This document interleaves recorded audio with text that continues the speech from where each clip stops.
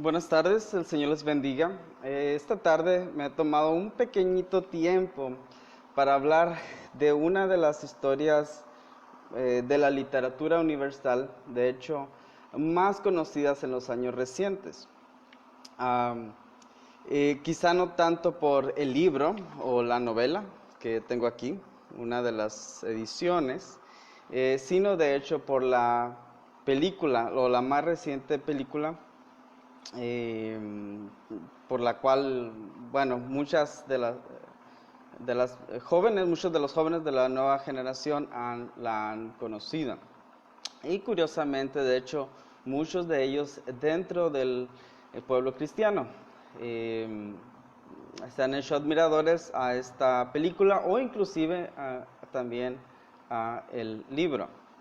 Así que quisiera compartir, de hecho, una pequeña de texto de este libro, que también, de hecho, se incluyó en la película. Incluye un diálogo bastante memorable, por cierto, entre, um, entre Mr. o el señor Darcy, Miss Bingley, y por supuesto Lizzie, que por ese tiempo, según la trama de la historia, estaba de visita debido a que su hermana Jane se había pues enfermado. Okay. Entonces, voy a leer este texto que creo que tal vez ustedes puedan reconocer. Um, en este caso, observó Lizzie, dice, debe de ser usted, diciéndole al señor Darcy, muy exigente con las mujeres y el concepto de lo que es una instrucción perfecta. En efecto lo soy. Por supuesto, exclamó Miss Bingley, su fiel admiradora. Una mujer debe tener conocimiento cabal de la música, el canto, el dibujo, el baile y las lenguas modernas para merecer que se le llame instruida. Y además de todo esto, debe poseer algo indecible, dice, en su aire, en su modo de caminar y en el tono de su voz, en su trato y en sus expresiones. De otro modo, la calificación no la merecerá, sino a medias. Todo esto debe poseer, añadió Darcy. Y a todo ello hay que sumar algo más sustancial, como es el desarrollo de su inteligencia por medio de una lectura abundante. No me extraña entonces que solo a 6 mujeres completas, añadió Lizzie. Por el contrario, me admira que conozca usted a una sola. Tan severa es con su propio sexo que duda de la posibilidad que una mujer posea todas esas cualidades. Jamás he visto una mujer así, añade Lizzie, si ni hallé en una tal capacidad, gusto, aplicación y elegancia en el grado que usted dice. Bueno, Jane Austen, la escritora, demuestra a través de sus novelas y particularmente a través de Orgullo y Prejuicio, su novela tal vez más emblemática, una gran capacidad bajo la tela aparente de una historia de amor o de una historia romántica, entre comillas, una gran capacidad para la comicidad, para la ironía, para el sarcasmo, y realmente, si ustedes estudian o han leído sus novelas o han visto las películas basadas en las novelas, en su esencia es siempre un reclamo hacia lo que ella considera la hipocresía de los valores de su tiempo y sobre todo de la diferencia entre las clases sociales, particularmente una crítica hacia la alta sociedad y sus valores, no por sus valores tal vez, sino por lo que ella considera la hipocresía por lo cual, según su punto de vista, pues terminan siendo bastante vacíos. ¿Ok? A ver, permítame un momento.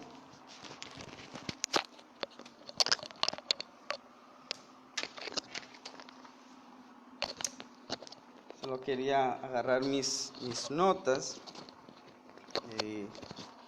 que hicimos. Vamos a hacer algunos puntos desde un punto de vista crítico, pero a la vez lo iremos guiando hacia una cosmovisión bíblica, una cosmovisión reformada, inclusive pudiera decir, en cierto sentido,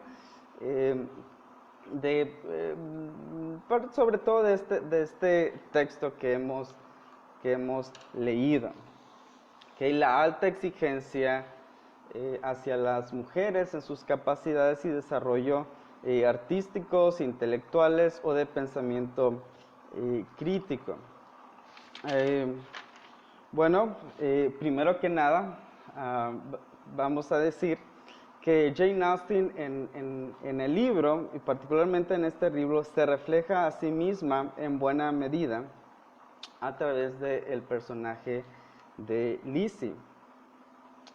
Ella no estaba en contra del desarrollo, por supuesto, artístico, intelectual de la mujer, definitivamente no, sino de esa cierta alta exigencia o la falsa apariencia, sobre todo en ciertos círculos de la sociedad de su tiempo, como si esas ciertas capacidades fueran lo que le dieran el valor real pues a una mujer.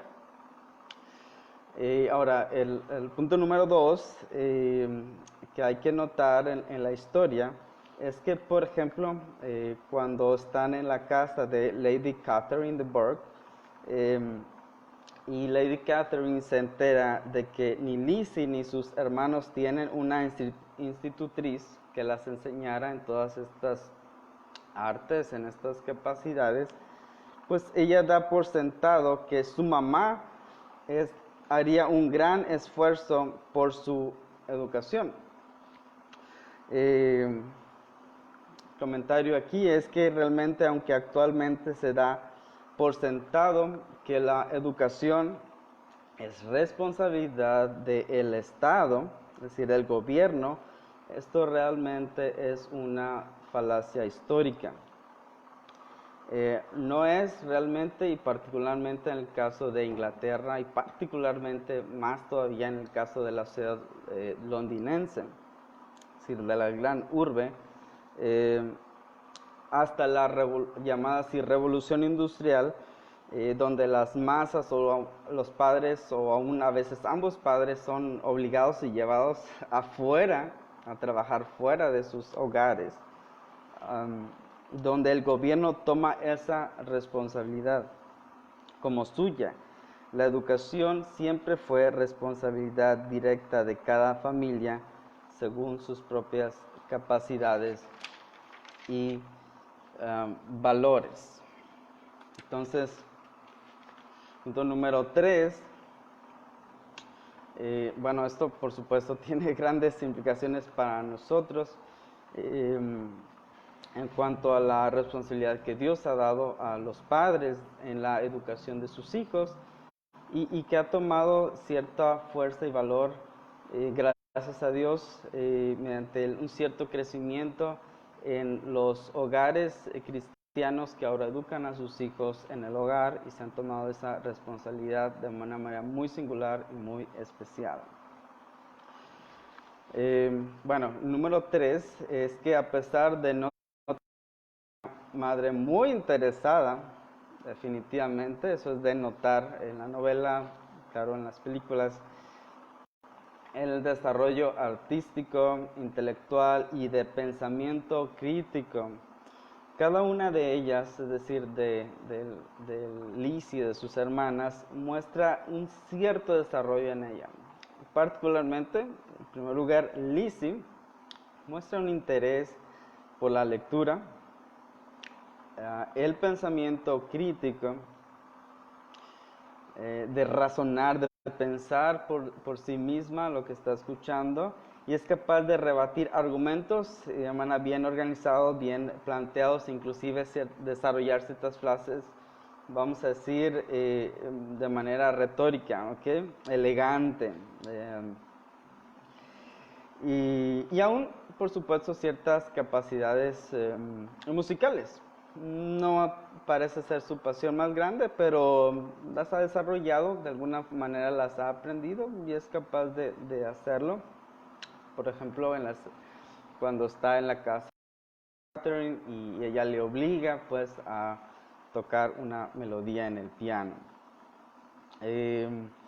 También Kitty, por supuesto, aunque no muchos parecen identificarse con ella, realmente ella muestra un gran interés por la música e inclusive de cierta manera por la introspección y la conversación profunda, cosa que a muchos otros parece no agradarle. Y en cuanto a Jane, hemos de decir que muestra entonces un carácter noble, generoso e idealístico, ¿ok? Algo que ella encuentra de una manera muy perfecta, pues.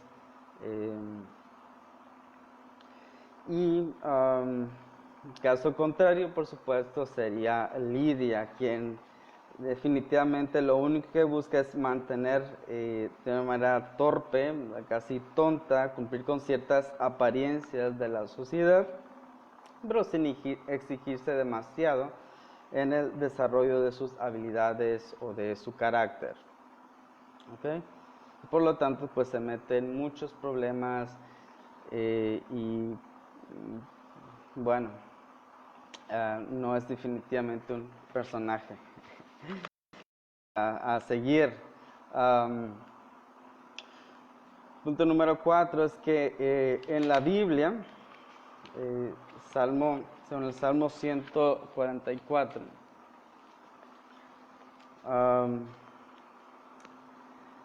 dice, versículo 12, dice, sean nuestros hijos en su juventud como plantíos florecientes. Estoy leyendo la versión de las Américas. Nuestras hijas como columnas de esquinas labradas, como las de un palacio.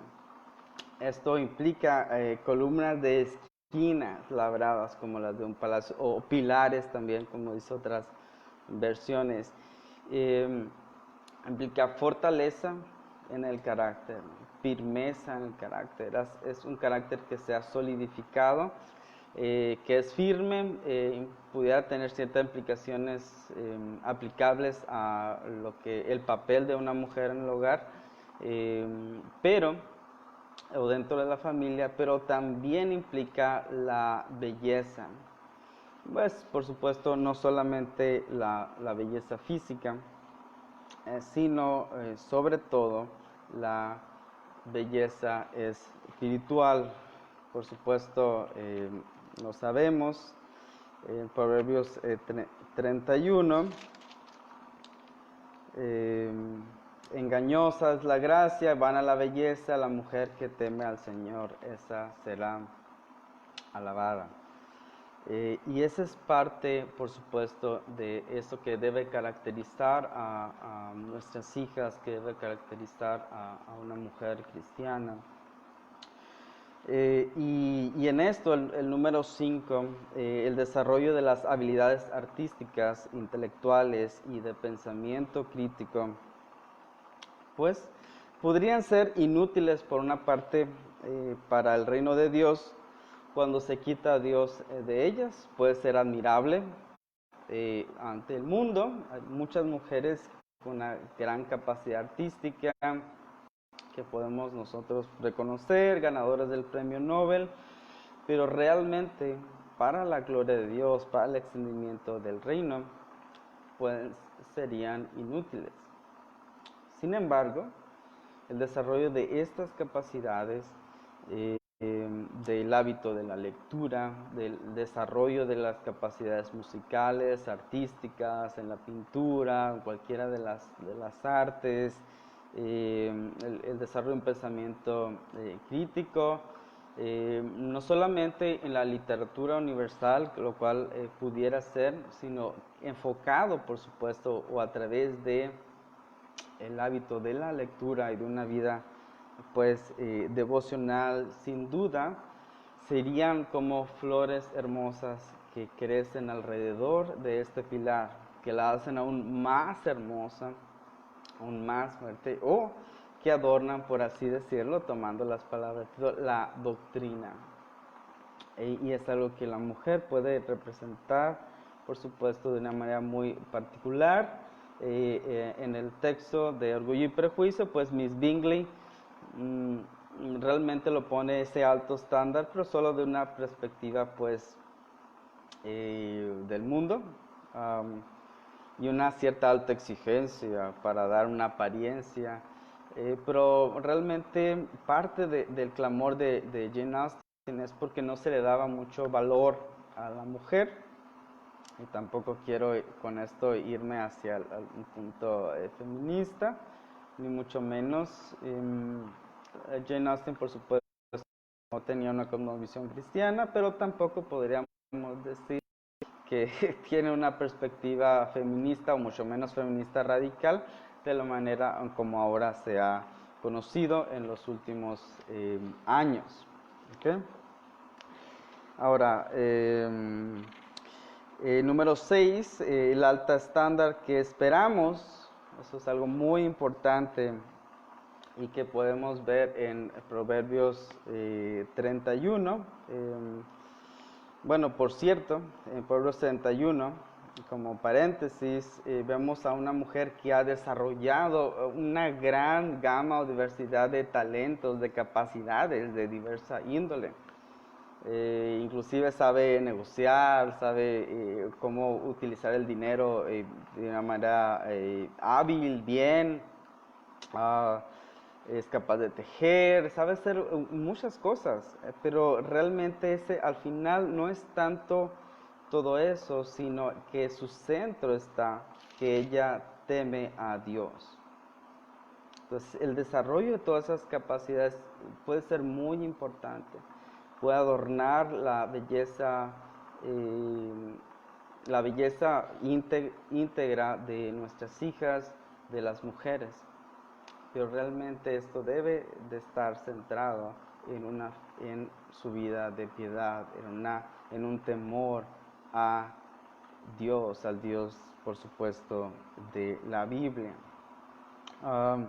Entonces, el alto estándar que esperamos, por ejemplo, en Proverbios 31, siempre he tomado como ese estándar, es solo eso, el estándar al cual nuestras hijas y toda mujer debe aspirar. Es como decir, sean vosotros perfectos como vuestro Padre es perfecto. Dios es el único que lo es en toda su plenitud, perfectamente amor, perfectamente misericordioso, perfectamente sabio. Nosotros, en todo caso, somos un leve reflejo y más difuso reflejo a través o después de la caída. Nosotros solo somos reflejo a su semejanza. Él es perfecto, pero a través o después de la caída, el reflejo es realmente difuso. Ese reflejo se va reconstruyendo, se embellece o toma esa nueva forma como originalmente fue diseñado mediante la redención en Cristo Jesús. Pero eso va a un crecimiento que no llega sino hasta que viene lo perfecto, es decir, la venida de Cristo, nuevos cuerpos redimidos, somos hechos a sus semejanzas y seremos como Él porque le veremos, pero semejantes a Él. Sin embargo, en esta vida eso es solamente una meta a la cual las mujeres, por supuesto, deben aspirar. No debemos de pensar que vamos a encontrar por ahí a la mujer Proverbios 31 encarnada, jamás. Particularmente esto pues va para los solteros.